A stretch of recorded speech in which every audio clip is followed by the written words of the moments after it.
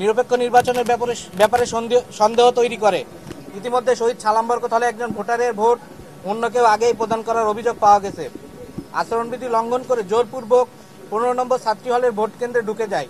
আজ দীর্ঘ 33 বছর পর জাহাঙ্গীরনগর বিশ্ববিদ্যালয়ের শিক্ষার্থীদের বহুল প্রতীক্ষিত জাকসু নির্বাচনের ভোট গ্রহণ অনুষ্ঠিত হয়েছে।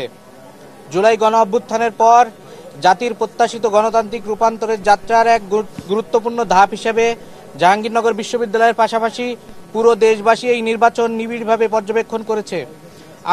আমাদের আশা ছিল সকলের জন্য লেভেল প্লেইং ফিল্ড নিশ্চিত করে একটি সুষ্ঠু, নিরপেক্ষ, গ্রহণযোগ্য নির্বাচন আয়োজন করবে জাহাঙ্গীরনগর বিশ্ববিদ্যালয় প্রশাসন। কিন্তু নির্বাচন আয়োজনে প্রস্তুতিমূলক কার্যক্রমের শুরু থেকেই নানা রকম অসঙ্গতি লক্ষ্য করেছি আমরা। তফসিলে ঘোষিত মনোনয়নপত্র দাখিলের সর্বশেষ তারিখের আগের দিন গভীর রাতে একটি নির্দিষ্ট দলকে সুবিধা দিতে মনোনয়নপত্র দাখিলের সময় বাড়ায় নির্বাচন কমিশন। সে সময় থেকেই নির্বাচন আয়োজনে পর্যাপ্ত প্রস্তুতি নেওয়ার ক্ষেত্রে নির্বাচন কমিশনের ঘাটতি দেখা যায় এবং নির্বাচন আয়োজনে প্রশাসনের সদিচ্ছা নিয়েও প্রশ্ন তৈরি হয়।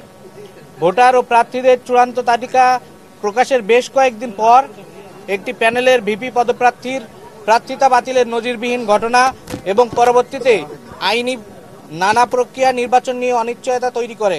সেই সাথে ব্যালট পেপার ছাপানো নিয়ে বিভিন্ন বিভ্রান্তিকর বক্তব্য প্রশাসনের ভূমিকাকে প্রশ্নবিদ্ধ করে। ডোপ টেস্টের নিয়ম রাখা হলেও আমরা এখনো জানি না সকল প্রার্থী ডোপ টেস্ট করিয়েছেন কিনা এবং নির্বাচনের দিন পার হয়ে গেলেও ডোপ টেস্টের ফলাফল এখনো পাওয়া যায়নি। যদি বিজয়ী কোনো প্রার্থীর ডোপ টেস্টের ফলাফল পজিটিভ আসে তাহলে যে জটিলতা তৈরি হবে সে বিষয়ে সুনির্দিষ্ট কোনো উপায় জানায়নি নির্বাচন কমিশন। নির্বাচনের আগের দিন রাতে নির্বাচনী আচরণবিধি লঙ্ঘন করে নির্বাচন কমিশন কার্যালয়ে ছাত্রদলের সাবেক নেতাদের উপস্থিতি নিরপেক্ষ নির্বাচনের ব্যাপারে সন্দেহ তৈরি করে। পুলিশি পাহারা ছাড়া ভোট কেন্দ্রে ব্যালট বাক্স নেওয়ার ঘটনায় ব্যাপারেও কোনো সদুত্তর দিতে পারেনি বিশ্ববিদ্যালয় প্রশাসন।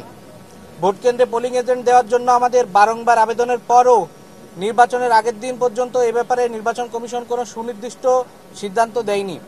নির্বাচনের দিন ভোররাত 3টায় ভোট কেন্দ্রে প্রার্থীদের পোলিং এজেন্ট দেওয়ার সিদ্ধান্ত নেয় নির্বাচন কমিশন। এত স্বল্প সময়ের নোটিশে পোলিং এজেন্টের ব্যবস্থা করা সকল প্রার্থীর জন্যই কঠিন কাজ ছিল। এর ফলে নির্দিষ্ট কোনো পক্ষ অতিরিক্ত সুবিধা পেয়েছে বলে আমরা মনে করি। অত্যন্ত বিষয়ের সাথে নির্বাচনের দিন সকালে আমরা লক্ষ্য করেছি যে পোলিং এজেন্ট দেওয়ার সিদ্ধান্ত সকল রিটার্নিং কর্মকর্তাকে জানানো হয়নি। ফলে বেশ কয়েকটি কেন্দ্রে ভোট গ্রহণ শুরু হয় পোলিং এজেন্ট ছাড়া। প্রিয় সাংবাদিক বন্ধুগণ, নির্বাচনী আচরণবিধি অনুযায়ী ভোট গ্রহণের দিন কোনো প্রচারণা চালানো নিষিদ্ধ হলেও অধিকাংশ ভোট কেন্দ্রের ঠিক বাইরে দাঁড়িয়ে লিফলেট বিতরণ ও প্রচারণা চালাতে দেখা যায় ছাত্র শিবির ও ছাত্রদল সমর্থিত প্রার্থীদের। এর প্রতিবাদ করলে সেখানে মব সৃষ্টি করে ছাত্র শিবির কর্মীরা এবং নিষ্ক্রিয় ভূমিকা রাখে হল কর্তৃপক্ষ। ফজিলাতুন্নেছা হল, তাজউদ্দিন আহমেদ হল, শহীদ রফিক জব্বার হল সহ বিভিন্ন ভোট কেন্দ্রে পরিচয় নিশ্চিত না করেই প্রবেশ করেছে ভোটাররা। অধিকাংশ হলে ভোট প্রদান শেষে হাতে দেওয়া হয়নি কোনো অমুসলিমীয় কালি। যেসব জায়গায় দেওয়া হয়েছে সেসব কালিও সহজেই উঠে গেছে। অধিকাংশ ক্ষেত্রেই ভোটার তালিকায় নামের পাশে ভোটারের ছবি ছিল না।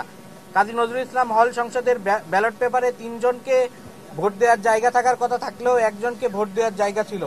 ফলে ব্যালট পেপারে লিখে ভোট দিতে হয়েছে। ভোটার উপস্থিতি তালিকায় টিক দেওয়া হয়েছে কলমের পরিবর্তে পেন্সিল দিয়ে। ফলে একজন ব্যক্তির একাধিকবার ভোট দেওয়ার সুযোগ ছিল এবং কেউ এই সুযোগ গ্রহণ করেছে কিনা সে ব্যাপারে আমরা নিশ্চিত হতে পারছি না। ইতিমধ্যে শহীদ সালাম বরকত হলে একজন ভোটারের ভোট অন্য কেউ আগেই প্রদান করার অভিযোগ পাওয়া গেছে। সেই সাথে যুক্ত হয়েছে কেন্দ্রগুলোতে 10% অতিরিক্ত ব্যালট পেপার দেওয়ার ঘটনা। যদিও নির্বাচন কমিশন প্রতিশ্রুতি দিয়েছিল কেবলমাত্র প্রয়োজন হলেই ভোট কেন্দ্রে অতিরিক্ত ব্যালট পেপার পাঠানো হবে। এসব ঘটনা প্রমাণ করে একটি সুষ্ঠু নির্বাচন আয়োজনের জন্য প্রয়োজনীয় প্রস্তুতির বিন্দুমাত্র নির্বাচন কমিশনের ছিল না। সেই সাথে নারী হলগুলোতে প্রার্থী ও সাংবাদিকদের ঢুকতে না দেওয়ার ঘটনা নির্বাচনের স্বচ্ছতাকে প্রশ্নবিদ্ধ করেছে। নির্বাচনের সময় ছাত্রদল সমর্থিত প্যানেলের প্রার্থীরা আচরণবিধি লঙ্ঘন করে জোরপূর্বক 15 নম্বর ছাত্রী হলের ভোট কেন্দ্রে ঢুকে যায়। সে সময় সৃষ্ট হট্টগোলের ফলে 1 ঘন্টা ভোট প্রদান বন্ধ থাকে এবং সাংবাদিকদের হল থেকে বের করে দেওয়া হয়। শহীদ তাজউদ্দিন হলের ভোট কেন্দ্রে তারা একই কায়দায় ঢুকতে গেলে হট্টগোলের সৃষ্টি হয়। বিশ্ববিদ্যালয়ের প্রাক্তন শিক্ষার্থী ও বিশ্ববিদ্যালয়ের শাখা ছাত্র শিবিরের সভাপতি নির্বাচনী আচরণবিধি ভঙ্গ করে জাতীয় কবি কাজী নজরুল ইসলাম হলে প্রবেশ করেন। প্রতিটি ভোট কেন্দ্রে নির্বাচনী আচরণবিধি ভঙ্গ করে ভোটারদের লাইনের পাশে দিয়ে দাঁড়িয়ে ছাত্র শিবির সমর্থিত প্যানেলের টোকেন ও লিফলেট বিতরণ করেন তাদের কর্মীরা।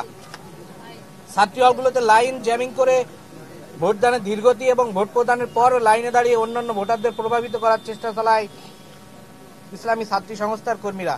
সম্মানিত গণমাধ্যম কর্মীবৃন্দ, নির্বাচনের আগের রাতে শিবির ও তাদের নিয়ন্ত্রণাধীন নানা ফেসবুক পেজ থেকে ছাত্র দলের সাথে বাংলাদেশ গণতান্ত্রিক ছাত্র সংসদের আঘাত হয়ে গেছে এবং আমাদের জিএস পদপ্রার্থী আবু তহিদ মোহাম্মদ সিয়াম ছাত্র দলের কাছ থেকে টাকার বিনিময়ে বিক্রি হয়ে গেছে বলে বিভিন্ন গুজব ছড়ানো হয়।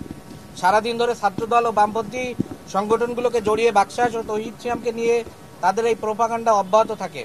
আগের রাতে নির্বাচন নিয়ে শঙ্কা ছড়ানো ছাত্র শিবিরই এখন নির্বাচন সুষ্ঠু হয়েছে বলে প্রচারণা চালাচ্ছে। এটা প্রমাণ করে এইসব প্রোপাগান্ডা ছিল নির্বাচনকে প্রভাবিত করার অপপ্রয়াস। আমরা সকল পক্ষের মধ্যে সুস্থ ও সহনশীল গণতান্ত্রিক চর্চার পক্ষে এবং এই ধরনের অসৎ রাজনীতির নিন্দা জানাই। প্রিয় সাংবাদিকবৃন্দ, সামগ্রিকভাবে সুষ্ঠু নির্বাচন আয়োজন নিয়ে প্রশাসনের সদিচ্ছা ও প্রস্তুতির অভাব ছিল। মনে হয়েছে অনিচ্ছা সত্ত্বেও নির্বাচন আয়োজন করতে বাধ্য হয়েছে বিশ্ববিদ্যালয় প্রশাসন এবং তাদের এই প্রস্তুতির অভাবের সুবিধা নিয়েছে একটি পক্ষ এবং আরেকটি পক্ষের মধ্যে পেশি শক্তির জোরে নির্বাচনকে প্রভাবিত করার চেষ্টা আমরা দেখেছি। জাহাঙ্গীরনগর বিশ্ববিদ্যালয়ে শিক্ষক ও শিক্ষার্থীদের মধ্যে ক্ষমতার ভারসাম্য আনার জন্য আমরা ডাকসু নির্বাচনের দাবি জানিয়েছিলাম। অতীতে নির্বাচনের তারিখ ও তফসিল ঘোষণার পরও একাধিকবার নির্বাচন আয়োজনের প্রচেষ্টা ব্যর্থ হয়েছে। এবার আমরা একই ঘটনার পুনরাবৃত্তি দেখতে চাই না। আমরা আরও জানাতে চাই, ডাকসু নির্বাচন না হওয়ার পেছনে শিক্ষক রাজনীতির ভূমিকা অতীতেও ছিল এবং এবারও তা ডাকসু নির্বাচনকে প্রভাবিত করেছে। তবে এত প্রতিকূলতা অতিক্রম করেও নির্বাচনে শিক্ষার্থীদের ভোট প্রদান গণতান্ত্রিক প্রক্রিয়ায় অংশগ্রহণে তাদের আগ্রহের বহিঃপ্রকাশ। অসংখ্য অনিয়ম ও অব্যবস্থাপনা, প্রশাসনের পক্ষপাত দুষ্ট আচরণ এবং প্রস্তাবিত নির্বাচন হওয়ার পরেও জাহাঙ্গীরনগর বিশ্ববিদ্যালয়ের শিক্ষার্থীদের